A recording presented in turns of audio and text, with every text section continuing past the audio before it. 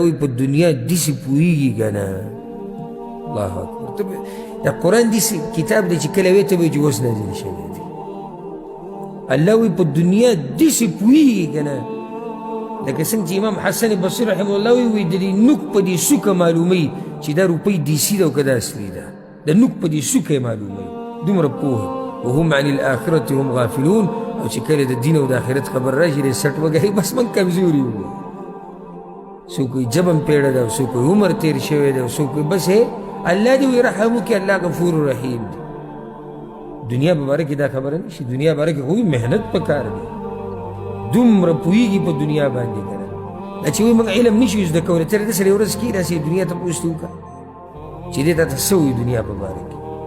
حیران به شي دی چې په دنیا باندې څومره پوهه دی او دته چې د دنیا په باره کې څومره خبرې معلومې دي. نو زمونږ غفلت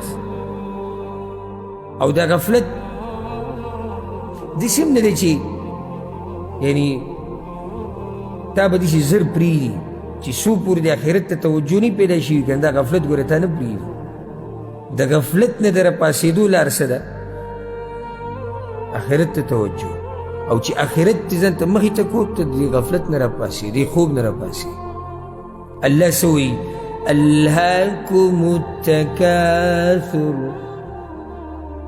غافله کړئ تاسو هرس د ډېروالي. غافله یې کړو موږ هرس د څه شي؟ ډېروالي. ډېروالي کار سره مال مې ډېر وی ځمکه مې ډېره وی جیداد مې ډېر وی ښځې مې ډېرې وی بچي مې ډېرې وی نوم مې مشهور وی شهرت مې وی دبدبه مې وی او دغه یې رست ولیږي یا الله د کوم وخته پورې حقیقت خو الله ته چې څنګه معلوم دی خو موږ ته نه یې معلوم کړه. الهاکم التکاثر حتی زرتم المقابر تر دې چې ورسېدئ قبرونو ته. ویرس د ډېروالي الله وایي ستاسو ختم نه شو. قبرونو ته رسېدو دوه معنې دي. حتی زرتم المقابر الله وایي په خپله لاړئ مړي ښخ کړو رالئ خو بیا هم ستاسو هیرس ختم نه شو. په خپله مو ولیدو چې دنیا څه حقیقت دی. او دویمه معنی ده الله وایي مرګ د باندې راغی خو ستاسو هغه هیرس ختم نه شو.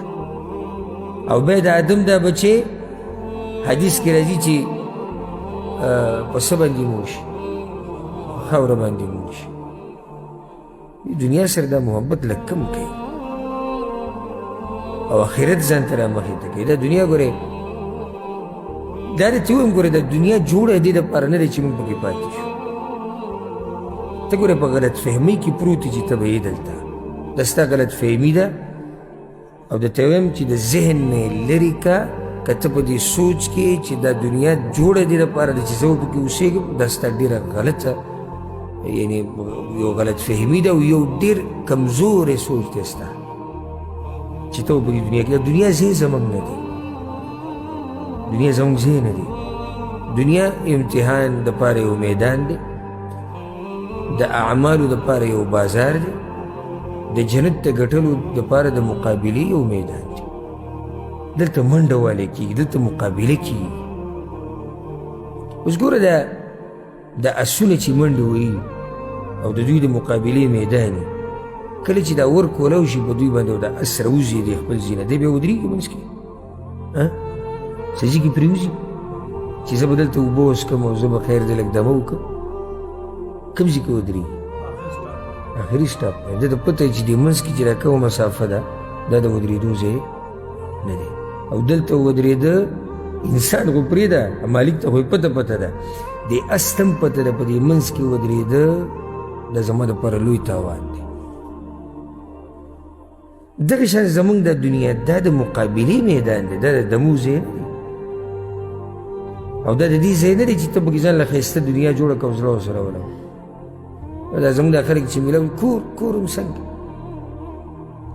اولنی تپوس کور څنګه جیداد څومره ځمکه څومره لکه کور چې یو کوټه دوه دي او بس پناه یې پکې باران د باندې نه ورېږي او د نور نه پکې پټ وي بس دغه کور دی. کور نور څه ته وایي؟ کور څه ته وایي؟ دغه کور کافي نه دی.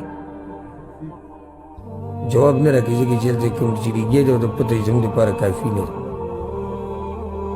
کافي نه ده کوټه چې باران نه بچې او سورې در باندې او بچي دي پکې په امن پراته دي د کور نه وي بس خو په دې خو د ګزارې نه چې هلته خدای د آخرت نه غافل دی چې آخرت ته هم یو کور جوړول او دقه سوچ دی چې بس سیسټم د دې ځای برابر کړه تا چې د دې سوچ کړی چې د آخرت سیسټم به څنګه او په دې قبر کې دې یوازې پرېږدي واپس نه را روان شي بیا به څه کوې هلته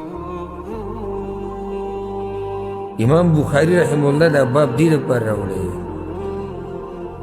او په هغه ورځ ځان ته مخې ته ساتئ چې به کوم ورځ به الله سبحانه وتعالی موږ سره حساب کتاب کوي او داسې ورځ نه ده معمولي چې خبره ختمه شو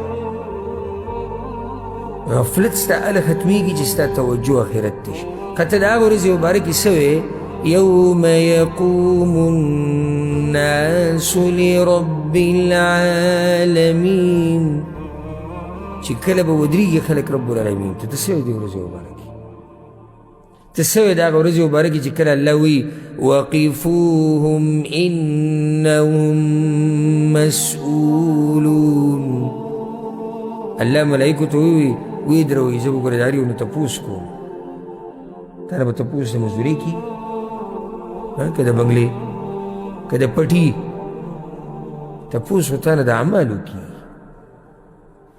نو ته به الله له څه جواب ورکړې په هغه ورځ داسې بېغمه پروت یې داسې ته به وایې چې بس تا دا دین سم داسې ننوتی دی په تا کې دا دین او ته سم دیندار یې هېڅ یره نشته دا زړه دې بلکل نه رپېږي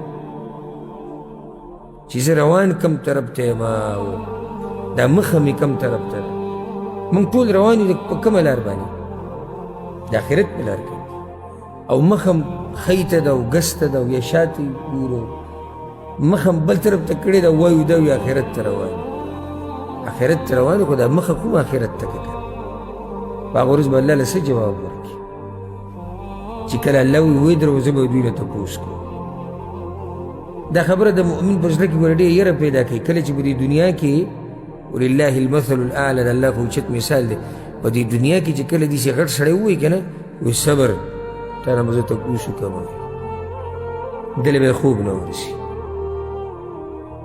والله خوب وله نه ورځي ټوله شپه دا سوچ کوي چې زما نه به څه تپوس کوي که نه ورځي وله خوب نه ورځي وله نو سم خیال دی چې عرش وله ووایي زه به تپوس کوم او بیا هم ستا زړه نه هېرېږي دې د لاسه او بیا هم ته دې غفلت نه راپاسې او بیا هم ستا حرص ته ډېروالي هغه کمیږي نه د هغه وخته پورې ته څه وایې چې ته په حرص کې لګیې چې کله د باندې مرګ راشي د مرګه پورې بیا به څه کوې د مرګ نه باندې بیا به راشي دنیا ته ستا څه خیال ما ته یو سړی ووایي کوم وخته پورې لګیې بوډاوالي پورې نو بوډاوالي کې به ته وایې څه وکړې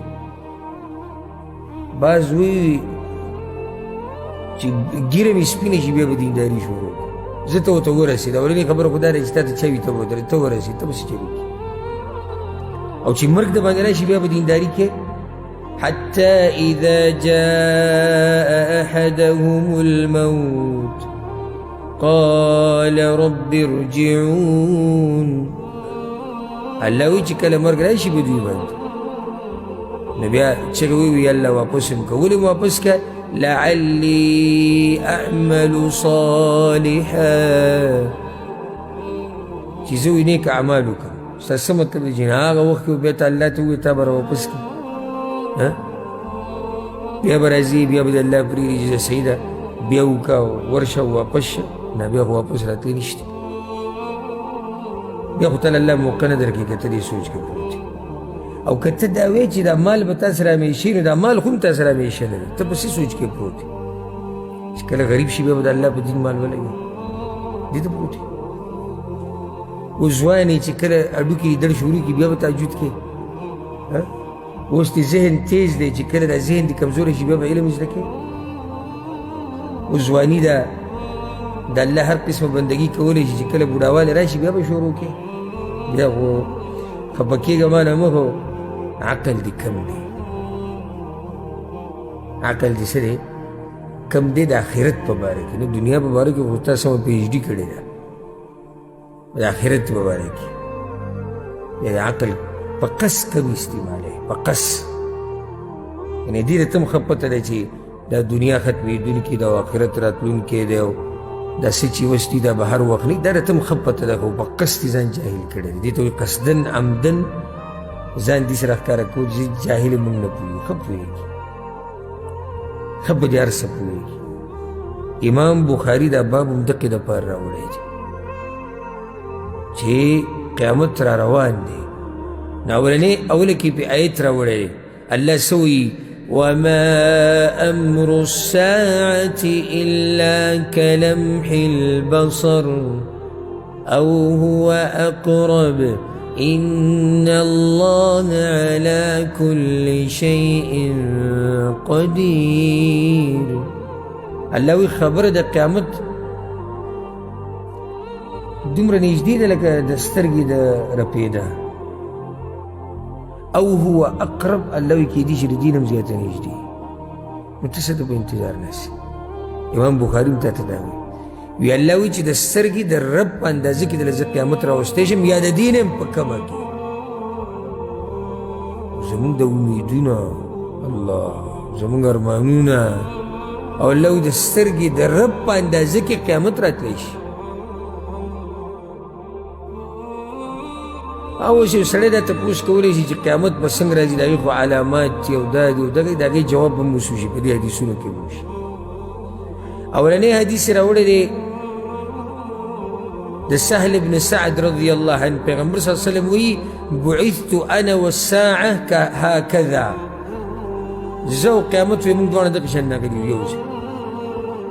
ویشیر باصبعیه فیمد بهما، پرې دوو ګوتو اشاره کوله او داسې اوږدې یې کړې وې، موږ داسې راغلي یو ځای. د دې څه معنی ده؟ نو د دې یو معنی دا دی چې بعض علماء دا مطلب ذکر کړی، پیغمبر صلی الله علیه وسلم وایي چې ما او قیامت کې دومره فرق دی لکه څومره چې د منځنۍ ګوته او د تشهد په دې ګوته کې دغه شان ما پسې قیامت را نږدې. او مشهوره دا دی چې نه ما او قیامت نږدې راغلي یو، یو بل پسې یو، ځکه چې پیغمبر صلی الله علیه وسلم پسې وروسته بل پیغمبر نشته، د امت اخرنی دی. الله اکبر. یو روایت کې راځي وایي ما او قیامت یو ځای راغلي یو او نږدې و چې زما نه را مخکې شوی و قیامت، خو زه ترې را مخکې شوم. دا خبرې دې دپاره وکړه چې د امت ته وایي چې ډېر یو ځای راغلي وو، وایي نږدې و چې قیامت رانه را مخکې شوی خو زه ترې را مخکې شوم. نو ته څه ته په انتظار ناست؟ امام بخاري وایي چې دې نه بعد خو زیشتي نه، تا څه ته ډډه لګولې ده؟ پیغمبر خو وایي چې ما او قیامت داسې راغلي نو ته څه ته پروت یې؟ دا دویم حدیث چې کوم دی انس بن مالک، هغه هم دغه دی بعثت والساعه کهاتین، وایي کې داسې دی کهاتین، ما او قیامت داسې راغلي. دا دویم روایت چې دریم روایت ابو هریره رضی الله عنه دی، پیغمبر صلی الله علیه وسلم بعثت انا والساعه کهاتین، ما او قیامت دقه شان راغلي یعنی اصبعین. وی هاتین مطلب یعنی دا دوه ګوتې. پیغمبر صلی الله علیه وسلم وی زه او قیامت دقه شان راغلي. د دې نه اخوا څه دي؟ یاره څه انتظار کوي؟ باب یې راوړی دی، په دې باب پسې باب عنوان یې نشته، خالي باب دی. او دا عنوان په دې نشي ځکه چې دا یې تېر شوي سره تړلی شوی دی. او په دې کې هم دغه خبرې ته اشاره ده چې قیامت اچانک راځي او ډېر زر به